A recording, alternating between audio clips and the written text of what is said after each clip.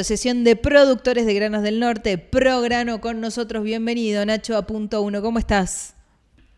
Buenos días, saludos a toda la audiencia, televidentes, Dale, a los que muchas estén ahí. gracias. Bueno, ¿Cómo tomaron sí. la noticia esta, Chavarría, que se publicó en el boletín oficial del día de ayer sobre retenciones cero para la exportación de granos? La verdad que la tomamos con buenos ojos. Es algo que venimos pidiendo ya hace mucho tiempo, el tema de las retenciones, de la eliminación de las retenciones, por más que sea de forma transitoria, siempre se ve con buenos ojos. Hay una realidad que es que en esta época del año, por las particularidades de la campaña que ya terminamos, que ya concluimos de producción de granos, de commodities y especialidades, Sí. nosotros no tuvimos una muy buena campaña en líneas generales, con lo cual no hubo mucho grano disponible y está prácticamente todo vendido. Claro. Son muy pocos los productores que tienen granos en stock. Pero indudablemente a esos les viene sumamente bueno. Lo otro realmente positivo a destacar que no había pasado, porque esta medida es muy similar a otras medidas que tomaron gobiernos anteriores, tanto la gestión de Macri como la gestión de Alberto Fernández, en la gestión de Cristina también había pasado medidas similares, pero nunca se había dado que en soja la baja de la retención haya llegado a cero. En los últimos 60, 70 años que venimos teniendo retenciones, el único momento de las retenciones totales fueron cero, fue en la década del 90 cuando Menem era presidente, y que eso, en esa época se dio un avance tecnológico en toda la cadena de producción sumamente positivo, de incorporación de tecnología en semillas, en distintos insumos para la producción, en maquinarias, en riego, en en los distintos eslabones de toda la cadena productiva, con lo cual nosotros entendemos, siempre lo vemos con buenos ojos a esto, y entendemos que cuando al sector le dan buenas condiciones para producir, no solo produce en mayores cantidades, sino que incrementa tecnologías que les permite ser mucho más eficiente. Y la realidad es que cuando Sí. uno mira todos estos últimos 15 años más o menos, la Argentina produce más o menos la misma cantidad de toneladas de grano, y si nos miramos comparativamente con Brasil, Brasil producía menos soja que nosotros y de repente ahora producen mucho más que nosotros, ¿no? Bien. Así que bueno, es un poco. Chavarría, más temprano lo escuchábamos a Francisco Vidal, también de la Asociación Prograno, y decía que de alguna manera, si bien se celebra esta iniciativa, no iba a beneficiar al menos a los productores del norte argentino, sino más bien a los productores del centro del país. ¿Puedes explicarnos didácticamente por qué se da esta situación? No hay ningún problema. Un poco lo que te dije recién. Te decía que esta campaña no fue tan buena para nosotros y ya Bien. el productor vendió su mercadería. En la zona centro del país todavía hay muchos productores que todavía tienen mercadería. Nosotros venimos de 3, 4 e incluso 5 años sumamente complicados y malos para la producción en Salta, dependiendo de la zona, esto de 3 a 5 años, ¿Por donde qué? los ¿Por qué? lucros Perdón que te haga ese paréntesis. ¿Por qué viene floja la situación de los granos? viene floja por distintos motivos, por motivos climáticos, por motivos de algunos problemas sanitarios en los cultivos. El año pasado nos pegó muy de lleno la chicharrita en el maíz. Bueno, un poco de todas estas situaciones Ujú. que no a todos les pega por igual, no todas las zonas les pega de la misma manera. Y además, nosotros comparativamente hablando con los productores de la pampa húmeda o de la región central del país, tenemos un incremento en los costos de producción, que es la distancia a los puertos. donde el flete nos impacta, tiene un impacto sumamente alto. Todo esto va haciendo que el productor, campaña a campaña que va encarando, campaña productiva que se inicia, tenga que hacer unas inversiones sumamente altas y que no siempre la producción acompaña. Entonces, el productor, ¿con qué paga todos sus costos? Con lo que produce, básicamente. Uh-huh. Si la producción no fue buena, y más este año que los costos internacionales de los commodities se depreciaron, estamos hoy los costos, el precio que percibe el productor a nivel mundial, ¿no? Son precios que se fijan a nivel mundial, uh-huh, de la soja, del maíz, del trigo, en los históricos se encuentra por los pisos, en los pisos históricos. claro. Entonces, cuando el productor sale a vender su mercadería, es para cubrir deudas que tiene o para comprar insumos para la campaña que viene.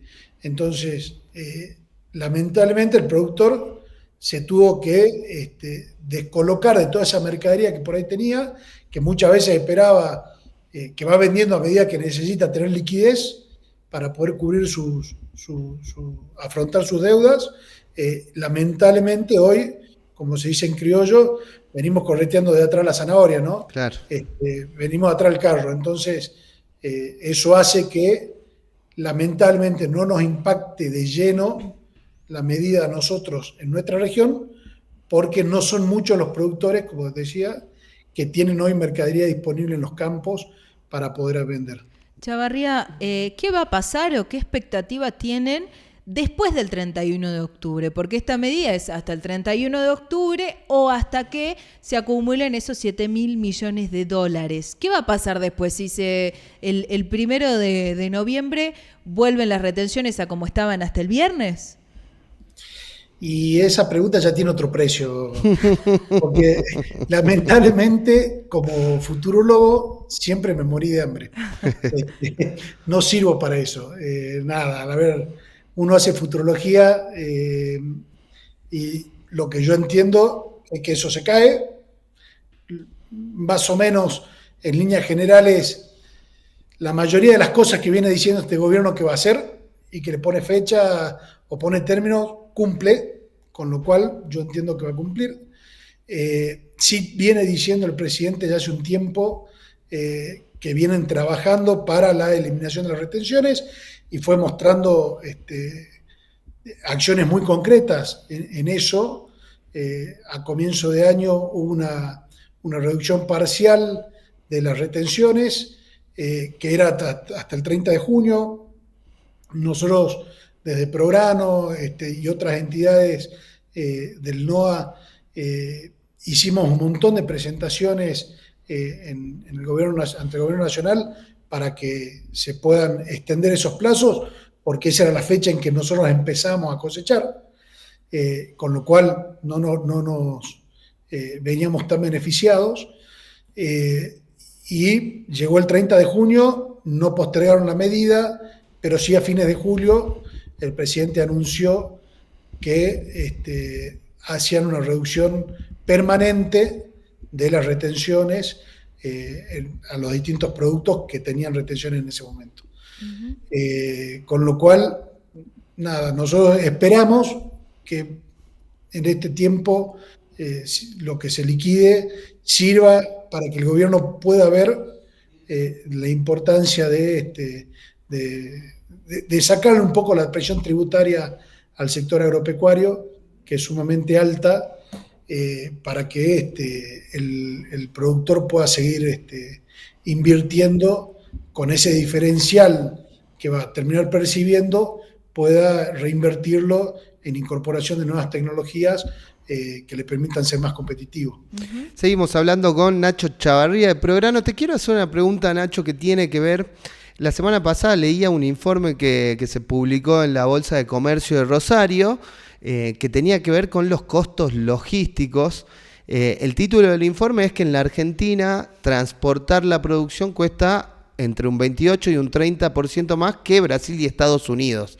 y en particular esos números surgen de una comparación haciendo el trayecto desde Salta hasta los puertos de Rosario, donde representa prácticamente, acá lo tengo el número, el transporte vale el 28% del precio del maíz y un 19% del precio de la soja, mientras que para la zona núcleo el transporte significa un 11% para el maíz y un 7% para la soja.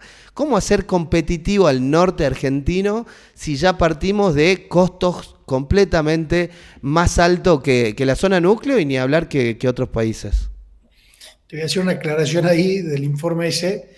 Los números que toman de Salta los están tomando alrededor de la zona de Lajitas, ¿no? Claro, ni siquiera Cuando el uno norte. habla del Sí. departamento Orán, San Martín, Son 400 arriba kilómetros todavía, más. es un poquito más importante el impacto, ¿no? Sí, sin duda. No, pero a ver, creo que lo importante acá es, nosotros venimos planteando ya hace mucho tiempo en distintos lugares, indudablemente una forma de hacerlo más competitivos a todos, a todo el sector productivo en general, no solamente el agropecuario, a la industria, al comercio también, tenemos que de alguna manera refuncionalizar los fletes ferroviarios, el sistema ferroviario que en algún momento funcionó muy bien en la Argentina y que eso es lo que te baja radicalmente los costos.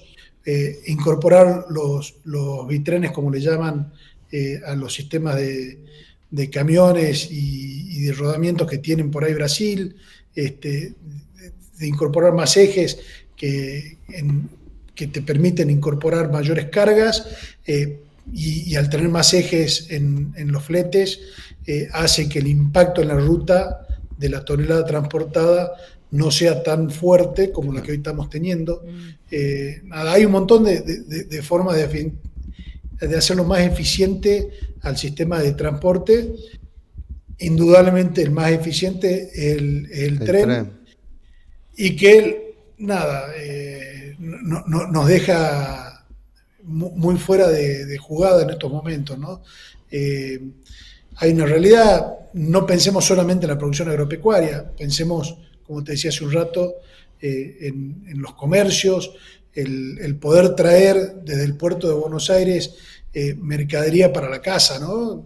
Electrodomésticos o de Tierra del Fuego, que tenemos producción ahí de muchos electrodomésticos. Poder tener una heladera en flete y que te haga los 5.000, casi 5.000 kilómetros que tiene que trasladarse, tiene un costo altísimo cuando uno lo hace en camión. En cambio, si lo haces en tren, tiene un costo muchísimo más bajo, y eso termina impactando de lleno en el bolsillo de cada uno de los salteños. Entonces, esa también es otra forma de bajar los costos, los costos de producción, los costos de los productos, y que termina impactando de lleno no solamente en el productor salteño, sino en toda la comunidad salteña. Decías hace ratito que ojalá que esta medida sirva para que el gobierno se dé cuenta de la importancia del sector para la economía del país, para que se mueva. ¿Qué es lo que debe ocurrir? ¿Qué medidas quieren que el gobierno tome? ¿Qué reclamos les gustaría que escuchen para que el sector pueda producir mejor, invertir en tecnología, seguir generando mano de obra? Hablamos ahora las vías del tren, la conectividad, pero ¿qué más aparte de eso? Y acá no es solo para el sector agropecuario, ¿no? Así como te decía recién, el tema del tren que nos beneficiaría a muchos sectores productivos, lo mismo pasa con lo que nosotros pedimos. Otras medidas que necesitamos es las bajas en las cargas impositivas, tanto nacionales, provinciales, municipales. El impacto de los impuestos en los costos es sumamente altísimo, en muchos casos sumamente distorsivos. Tenés impuestos que se van acumulando en la cadena, uno paga ingresos brutos, el que compra, por dar un ejemplo muy burdo, ¿no? Pero el que me compra a mí una cabeza de un novillo para llevarlo al frigorífico, paga ingresos brutos de eso. Después, cuando lo faena, paga ingresos brutos. cuando lo lleva a la cámara del frigorífico y lo comercializa alguna carnicería, paga ingresos brutos, y cuando va a Doña Rosa a comprar el kilo de carne, paga ingresos brutos. Y ahí tenés se va trasladando ese impuesto de manera distorsiva y acumulándose, y eso indudablemente hay que reverlo y trabajarlo. Nosotros en Salta venimos trabajando con otras cámaras productivas, donde está la Unión Industrial, la Cámara de Comercio e Industria Salta, la Cámara de Comercio Exterior, Prograno, la Cámara de Minería, la Sociedad Rural Salteña. Somos 6 cámaras que venimos trabajando muchos temas en común, donde está esto, indudablemente la baja de la carga impositiva que nos golpea a todos de lleno, el tema de infraestructura vial, infraestructura ferroviaria, infraestructura eléctrica, y otro tema que nos golpea a todos de lleno es las leyes laborales que hoy tenemos, que también son bastante agobiantes. Lamentablemente muchas veces los empleados no son conscientes. Uno como empleador le gustaría poder pagar a veces un mejor sueldo, y el empleado no es consciente que lo que él percibe en mano es el 50% o el 45% de lo que le cuesta al empleador, porque todo lo otro se van en cargas que no siempre, en cargas sociales que no siempre terminan llegándole al empleado, ¿no? Y con un sistema previsional sumamente golpeado y deficitario como el que tenemos, donde uno dice, trabajé toda mi vida en relación de dependencia, y hoy van percibiendo sueldos de jubilados de 800, 900 mil pesos, perdón, y había trabajado capaz con un buen cargo dentro de alguna empresa, y todo eso se va viendo reflejado por las malas leyes que tenemos, que son sumamente ineficientes. Entonces, nosotros de la mesa empresaria y productiva, como nos llamamos a estas 6 cámaras, hay muchos temas en común que nos atraviesan transversalmente a todos, y que entendemos que deberían ser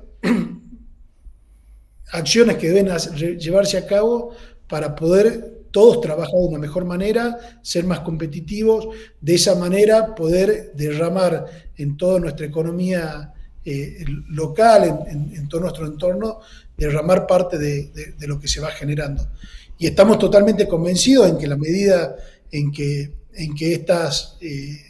estas cosas cambien, muchas empresas o muchos pequeños comerciantes o pequeños empresarios, muchas micropymes que hoy están, emprendedores que están trabajando de alguna manera en el sistema informal, porque el sistema formal es sumamente agobiante, van a poder sumarse, van a poder entrar al sistema formal, y nosotros entendemos que por más que se bajen los impuestos, si uno aumenta la base tributaria, eso va a permitir que el fisco, el Estado, pueda recaudar más recursos.